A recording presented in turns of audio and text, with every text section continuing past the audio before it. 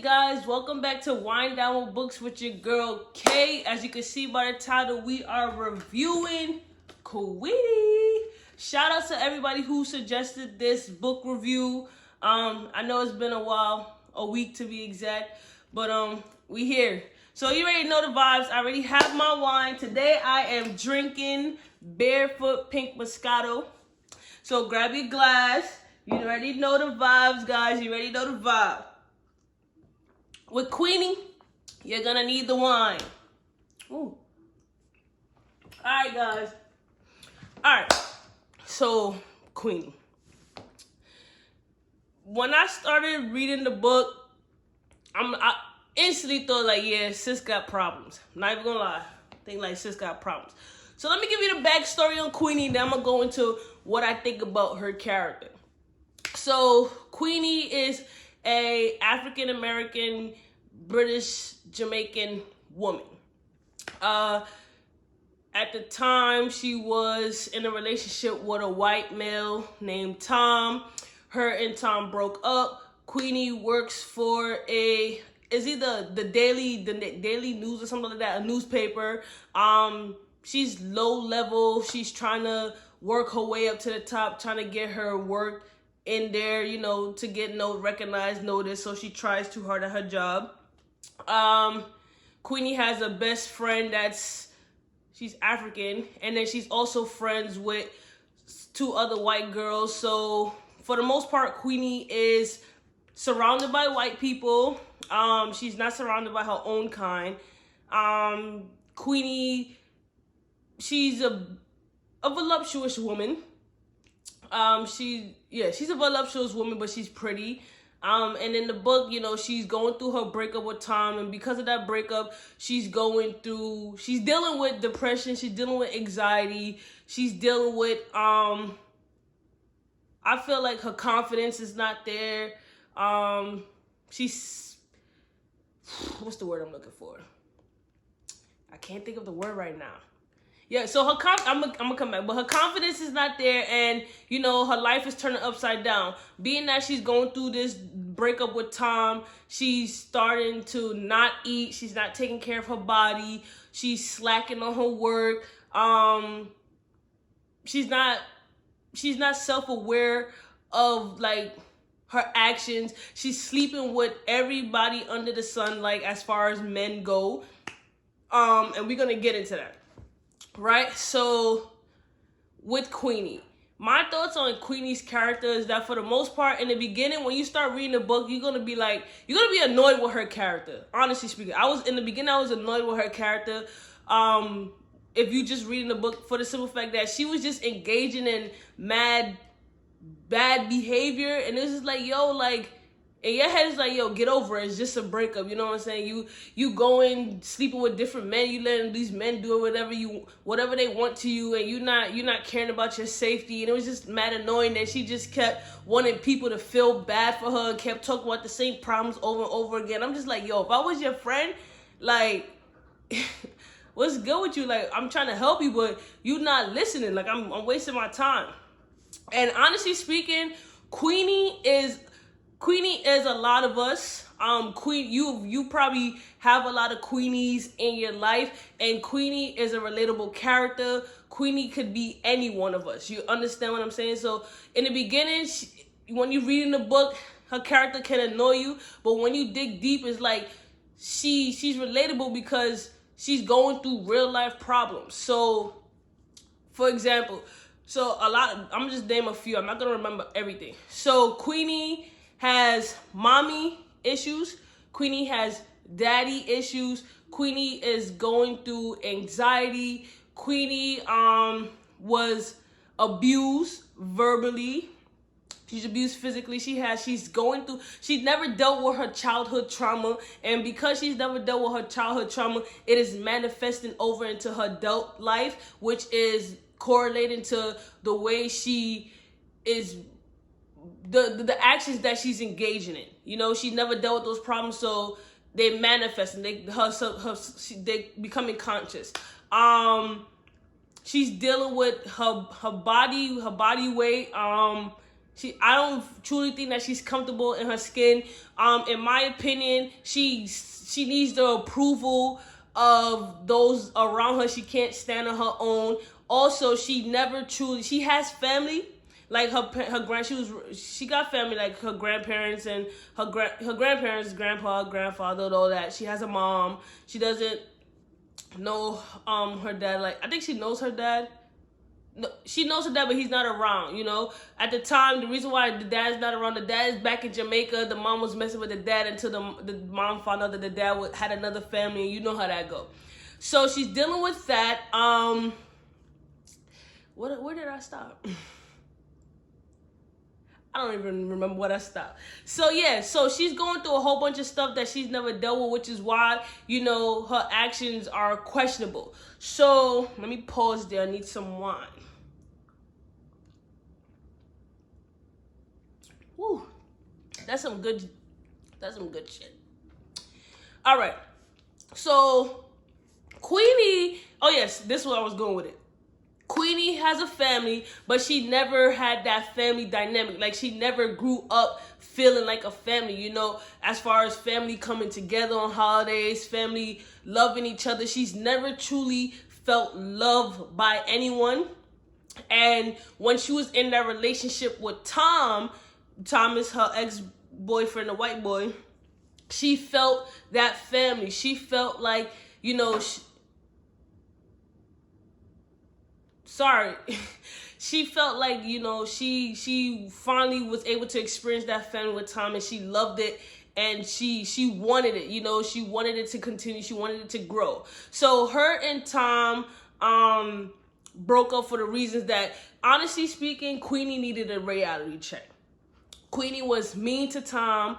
You know, Queenie never let Tom in. She never let her guard down. She could be rude. You know, every little thing that he tried to do for her, she would make a problem out of it. You know, and it was just, I guess it became too much for him. But on the flip side, I don't know why the hell Queenie was begging Tom to come back. Like, Queenie was really depressed for Tom for months, y'all. Months. And I couldn't figure out why. So, Queenie preference is white boys. And until towards the end of the book, I didn't understand why she would, if these white boys, I'm going to go and get into, was treating her like that, why she didn't date her own kind. And the reason why Queenie did not date black men is because she feared black men. She feared that black men would not accept her. And I feel her on that. Like, I feel her on that. A lot of the time, us black women, you know, my preference, I don't date outside my race. I love me a black king.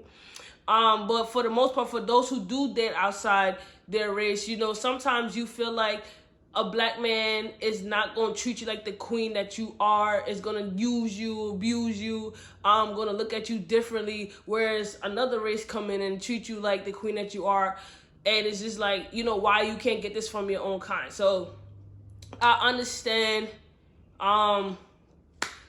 Queenie's fear and not wanted to date black men. I don't think she didn't want to date black men. She didn't think black men wanted to date her. And I can understand that. So in Queenie's eyes, she's going to the white race. But my problem with that is that the white men that Queenie dealt with, they were all fucking trash. And it was making me so mad. It was giving me slave master, slave vibes. I'm not going to lie.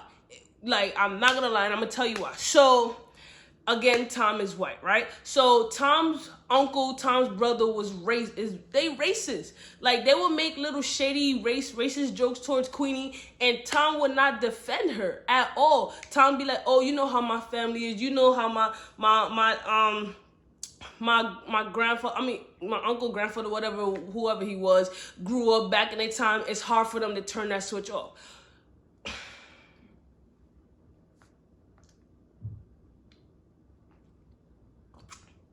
Guys, if I was Queenie and I was dating a white man and my man told me that, I'm cursing him out. What do you mean? And it's hard for them to turn the switch off. First of all, if I'm your woman and you want to get to know me, you say you protect me. You need to protect me against your family. What are you talking about? Talking about, oh, leave it alone. You making it a bigger deal. So there was a situation, right? Tom and Queenie was at Tom's mother house for her birthday, and the uncle, they going off, saying racist remarks. Queenie questioned Tom about it. Tom talking about, Queenie, you overreacted. She's like, no, like, you're not gonna defend me against your family. And she happened to storm out. It just so happened that she bumped into the mother's cake. She apologized, but Tom was like, you making a big deal. You ruined my mother's birthday. No, fool. You ruined your mother's birthday. Your family is racist. That's one instance. So Tom didn't protect her against the racism in his family. He just bypassed it, and then and thought it was okay. And it's just like, your woman's coming to you with concerns, and you don't see that what your family's doing is a problem. And I feel like anyone who's in an interracial relationship, whether it's with a white man, a white woman, Asian man, the topic of race needs to be discussed. I think it's an important conversation, because at the end of the day, whether you know it or not, there are, unconscious bias that individuals have, whether they are aware of it or not. There's microaggressions that people are unaware of sometimes, that they're doing in their everyday life, and you wouldn't know. So those conversations are important, because if you don't have those interracial racism conversations, how are you going to move forward in your relationship when a conversation or a topic comes up and your partner is being targeted and you don't defend your partner? How can you say that you or that man, that's your man or that's your woman, and you don't defend your partner against remarks that's being made against them? So right then and there, that was it for me. Queenie, if I was Queenie, we was done. See ya. I'm not forgiving that. You can't defend me. Bye. I'm not looking twice. I'm not passing go. It is what it is. That's a loss. We cannot disagree on racism. Sorry. We cannot disagree on any remarks. I'm not taking you back. None of that. That's just me. That's how I am. I'm sorry. You're not going to disrespect me and then be like, I'm sorry, it's not going to happen again, and keep happening, and I keep taking you back. Nah. But I understand why Queenie kept going back. She really loved him. It was more so about the feeling that she was feeling around Tom's family in regards to feeling love, and she felt the closeness with the mom and the dad or whatever. But I just can't get jiggy with that. Not my scene. So anyway, after her and Tom Tom had enough, and Queenie was like, all right, no, Tom was like, Queenie, you gotta move out, Queenie's like, we going on a break. So the whole time, Queenie thinking that they're on a break, Tom is gonna, forgive her, come back like he always do, or whatever. So, and I'm like, Queenie, move on. Can't you see the signs? He don't care. He don't want you. He was ignoring her calls. He was doing all that. Like, no, I understand. Like, when you do something to somebody in a relationship, it does take time to heal for them. But there's certain things that you can't forgive. I don't care how you make me feel. You know what I'm saying? The negative is outweighing the bad. You got to keep it pushing. So anyway, so Queenie decides that, okay, they're on the break. So she doesn't know what to do with herself. She doesn't know which way to think. She's complaining to her friends about the situation. They're doing the best that they can. But at the end of the day, her friends cannot help her. And because Queenie's the type of person that she needed validation for everything that she was doing. So her friends are the type, like, they was real with her, but Queenie wasn't at the point to understand and accept the truth. Like, I could tell Queenie, like, you did was wrong. She will have an excuse or a rebuttal as to why she was right, So those kind of people at the time, especially when they're going through a traumatic experience or they're in a depression, they're not going to see their fault. Everything else is the other person's fault. You understand? So it is, in that point, it is what it is. As a friend, you can only be there to support your friend. There's not much that you can do. So anytime Queenie did something, she needed validation as to, why she's doing it or why she did it. So after her and Tom decide that they're going to take a break, Queenie's sleeping with everybody. She starts sleeping with a dude that she knew from childhood. I think he was an Indian dude. He had a wife, and Queenie, he always chasing Queenie because Queenie had a fat ass, right? Queenie had a fat ass, and he liked that about Queenie, and he liked black he liked black women. He liked how black women is shaped. He was like, you know, Muslim women are not like that, whatever. So Queenie decided that, oh, he gave me a ride home. I'm gonna call him up. She sleep with him in a car. First time she had car sex. And and it was trash at that. You know what I'm saying? And then it was with a married man. Man, you know what I'm saying? I'm not judging anybody. You know, I'm not judging Queenie's character. It is what it is. What you do is your business. But it's like, I feel like at the end of the day, sometimes you have to respect yourself. That's what it is. So I feel like Queenie was losing respect for herself. She had sex with him and he was just like talking to her crazy, disrespecting her, making her do stuff that she didn't want to do. Well, it's not that she didn't want to do, it was her first time doing it. So she had anal sex in the car. And I'm just like, what? And then after that, you know, it's just, it is what it is. And then after him, it was another white dude. And then the one white dude, he was a Welsh dude, right? I was disgusted. Not even gonna lie. And I was so mad that Queenie was just allowing it to go through. So this Welsh dude, whatever, he would physically, like during sex, like talk about, like he was like a slave master. Oh, get on your knees. Oh, take off your clothes right now. Oh, shave your legs. Oh, shave your bush. Oh, go get in the shower right now. Oh, I'm grabbing her hair, biting her, doing all this like physical, whatever he wanted to do. He had like a fetish. Honestly speaking, he had a fetish, and I in my opinion, he had a fetish, and he took his fetishes out on Queenie, and it was hurting her, but she would not say anything. To her, you know, the pain that she was experiencing was kind of numbing, and she was going with it. And she would tell her friends, and her friends would be like, "What the Queenie?" And she was still doing it, and he kept coming back doing whatever he wanted. She kept allowing it, and I was just so mad. I'm just like, Queenie. And at one point in the book, I'm like, I couldn't even be mad at her. I just wanted to save her. I'm like, she's going through so much. I just wanted to save her. Like, I'm like, yo, like, no one can truly see that she's hurting, like really, really hurting. You know, her friends understood her. I mean, her friends understood that she was going through something, but I don't think they understood the depth of what she was dealing with, because nobody truly knew what she went through in childhood. You understand? So it was just hurting my heart. After a while, I'm like, yo, I know so many Queenies, and you just want to help them, and she's going through so much, and that's why she's engaging in these behavior. I couldn't even judge her character. So, I'm gonna bring this up. So Queenie surrounds herself with, at the time she had Cassandra, she had, I can't remember her best friend's name. She had a nice name too.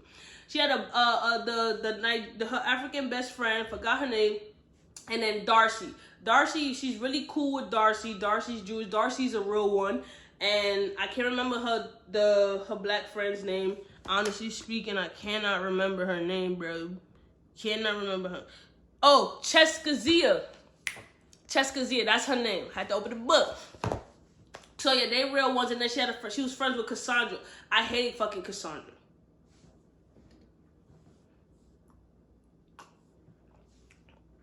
Cassandra's the type of friend that when you look at her, you just want to punch her right in the face. That's not even a friend. She's the type of person that you look at her, you want to punch her in the face. She's so arrogant, she's so ignorant, she thinks she knows it all. She's the type of person that because you have degrees and you still in school or whatever, that you know everything, that you above it all. She looked down on Queenie. You know, she came from money, she had money. So because she was giving Queenie money, in my opinion, she felt like she could just say and do whatever to Queenie. And that was it. You know, she was going to school for, was it psychology? Something like that, or no. Whichever one it was. So she was always analyzing Queenie and judging Queenie. And I just was like, yo, Queenie, why are you friends with her? Like, you don't need these people around you. Like, Queenie would say something, she would be like, oh, but this is why. This is why you're doing it, and psychoanalyzing. And sometimes, like, as a friend, nobody want to do that shit. Like, you don't need to psychoanalyze your friend. Just be a friend. Like, me as a social worker, I try not to psychoanalyze my friend. I try to keep, you know, you got to keep business, your professional career, away from your personal life. You understand? But she couldn't do that. Like, she was just so judgmental. So there was a situation, right? Let me tell you about the situation. So the Welsh dude that I told y'all about, right? The white dude who was violating Queenie's body. Cassandra finally told Queenie that she finally met a guy. She really liked this guy. It's going good. Cassandra never disclosed who the guy is. Cassandra never disclosed what the guy looked like. Cassandra never did any of that. So to Queenie didn't know nothing about the guy except that Cassandra found somebody that she really liked. And at the time, you know, Queenie was jealous. Queenie was straight up jealous because she's like, you know, I'm not in a relationship with Tom. I miss Tom and you find new happiness. I didn't like, that's the only thing I like about Queenie, because it's like when Queenie was down, it's like nobody else could do better, could do good, because, you know, it's gonna make her feel away. And I don't like that kind of friend. Like, if I'm down, I'm down. But if my friend is experiencing something new, I'm gonna be there to cheer them on. You feel me? But again, Queenie was going through stuff, so I can't really fault her for being like that, because she was going through her own mental illness. She was suffering with mental illness, right? Anyways, so one day, how it happened. So Queenie decided that with the Welsh dude, that she was not gonna have sex or whatever, she was gonna cut him off. So Queenie ended up taking a walk one day. She ran up to the Welsh dude. The Welsh dude came to her house drunk as hell. She let the dude sleep over, which I was like, no, that's not a good idea. Cassandra just so happens to come to Queenie's house unannounced. First of all, if you pop up at somebody's crib unannounced, you're bound to see something you don't want to see. Nah, I'm just fucking with you. Who calling me? Oh no, sis, you gotta wait. So yeah, train of thought. So yeah, anyways, so what was I? Oh yeah, so Cassandra comes to the house. So Cassandra comes to the house. She's like, oh, Queenie, something that. They're talking about whatever, I forgot. The dude name is Guy. Guy comes down the stairs. They all look, and then they all look at him. Cassandra's like, Guy, and Queenie's like, yeah, this is the guy, the Welsh dude that I've been texting you about in the group chat the whole time. And she's like, Cassandra's like, no, that's my guy. And Queenie's like, what? And then Cassandra goes over to the dude and like, oh, you know, what the fuck, basically. He's like, oh, I just did, at the time, I didn't like sex with you, this, that, and the third, you know, I really like you or whatever. So Queenie is like, in this situation, Queenie is innocent. Queenie was sleeping with the dude way before Cassandra even met him, right? And she didn't know nothing. So Cassandra get mad at Queenie like, oh, you a whore. You'll sleep with anything. You knew this was, I was happy and this, then the third. And I'm like, hold up. How you getting mad at Queenie and you didn't say nothing about this guy? You didn't even show a picture. So how is anybody supposed to know what homeboy looked like? You gonna get mad at Queenie? Queenie, first of all, Queenie is a casualty of the war. You know what I'm saying? She's a victim. Queenie is a victim.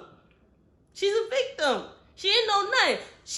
So Cassandra started going in on Queenie, disrespecting her.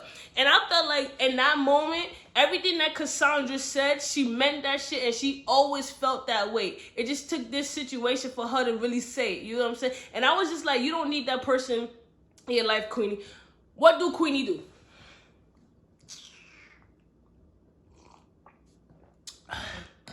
Queenie chasing after fucking Cassandra. I'm like, Queenie, what are you doing?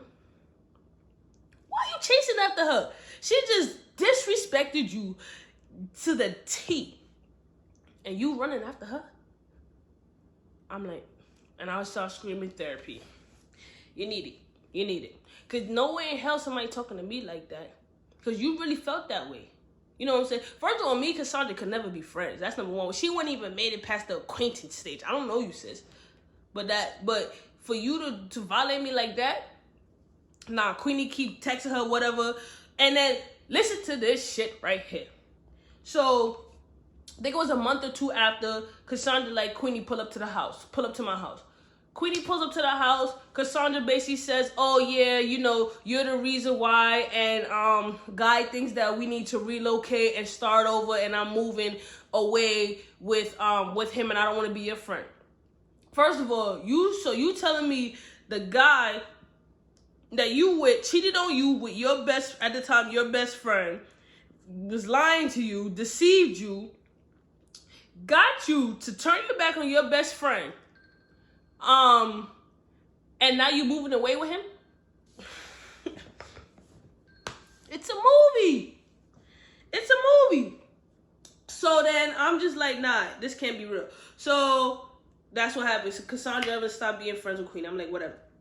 So fast forward. So Queenie mom was coming around often. So Queenie had problem. Like I said, Queenie didn't talk to her mom like that because this is the situation that occurred. Queenie and her mom used to live in a house. And then Queenie mom got with a guy. She got with a Jamaican guy. Stink Jamaican guy at that. So he was physically and emotionally, verbally abusing the mom and Queenie. He told Queenie as she was growing up that she would never amount to anything. She was ugly. She would never be nothing. All those things, hurtful things that you could say to a child. He did that to Queenie. He forced Queenie to eat food. You know, that's why she had problems with her weight. That's why she had low self-esteem. He would beat the mom in front of Queenie.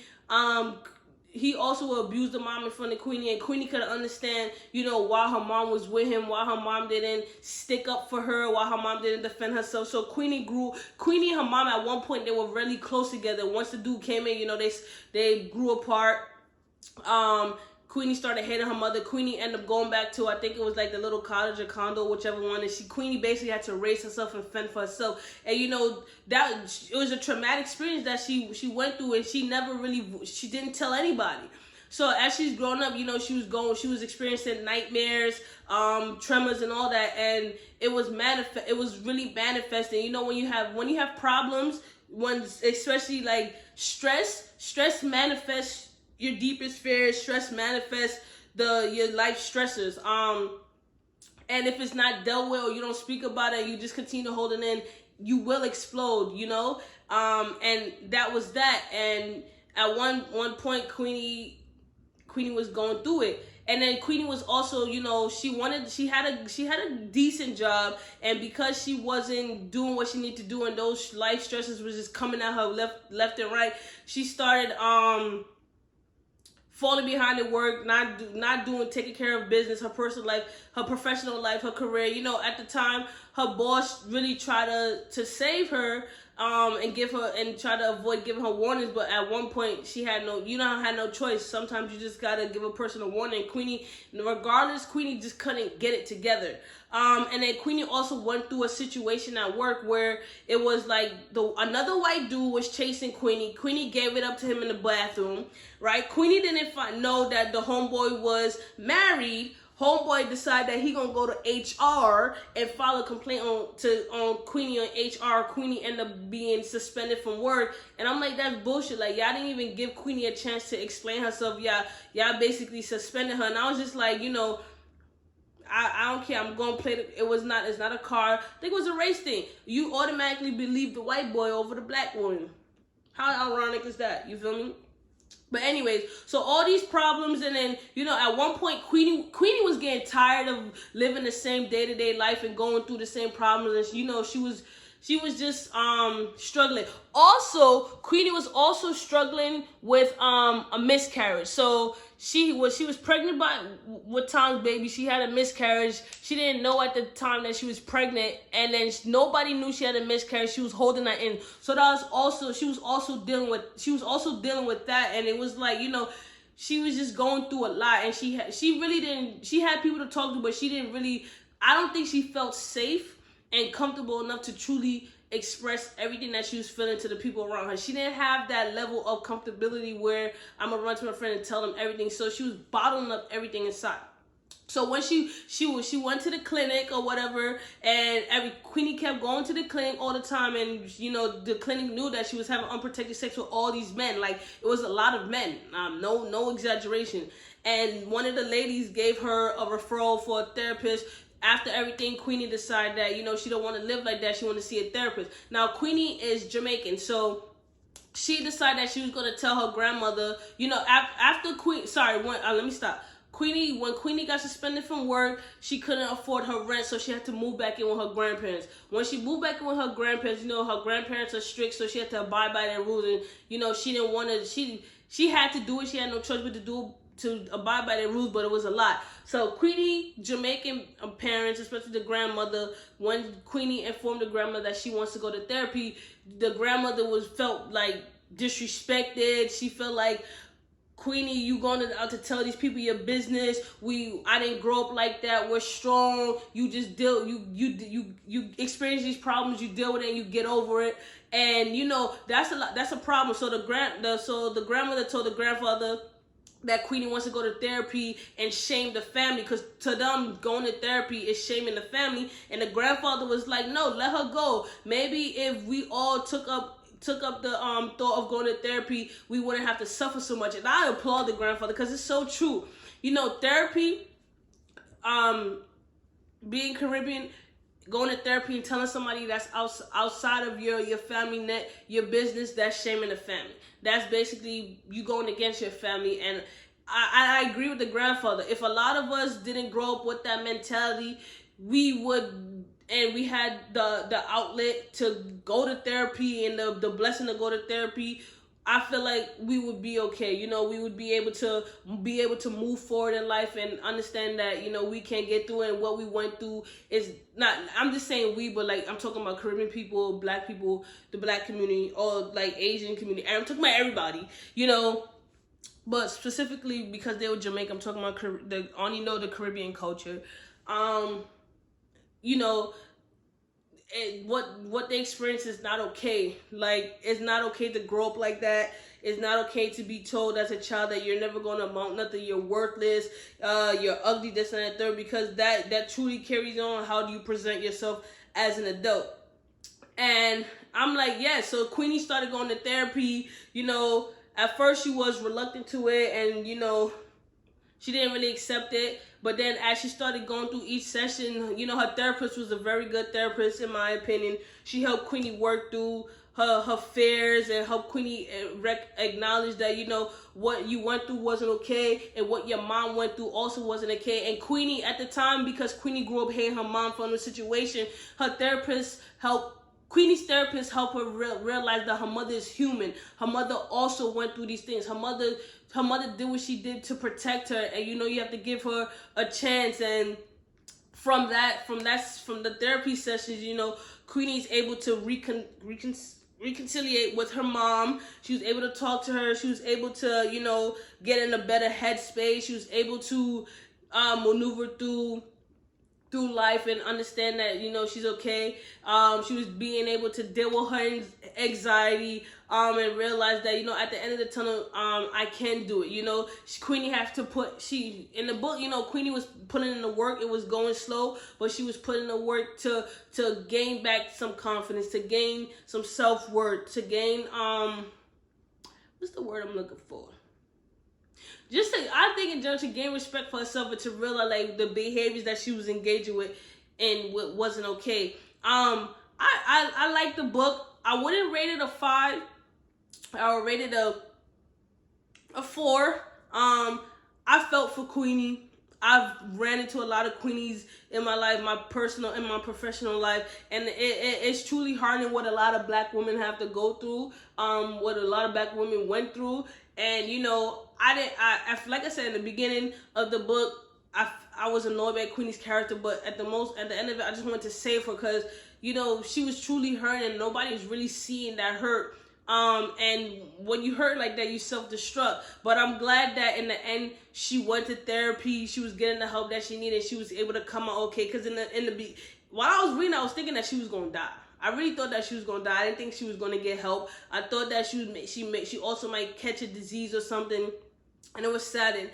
In the end, her and Tom never got back together. Tom decided that he was gonna go get him a white girl. It is what it is. Queenie had more respect for herself in regards to the men that she dealt with. But her friends were there to support her. She did come back to friends with Cassandra, because after Cassandra and Guy moved, he cheated on her within a week, and then she wanted to apologize to Queenie, this, that, and third. I would have said, holy mother. But yeah, so I did enjoy the read. I thank y'all for suggesting it. The next book review is going to be by Brianna Cole. It's called The Wives We Play. If you want me to read a book, continue dropping it in the comments. I always screenshot. I do buy the book. I do read the book. If you don't follow me on Instagram, follow me at Wind Down with Books. And until next time, guys, also hit that subscribe button. and your girl is out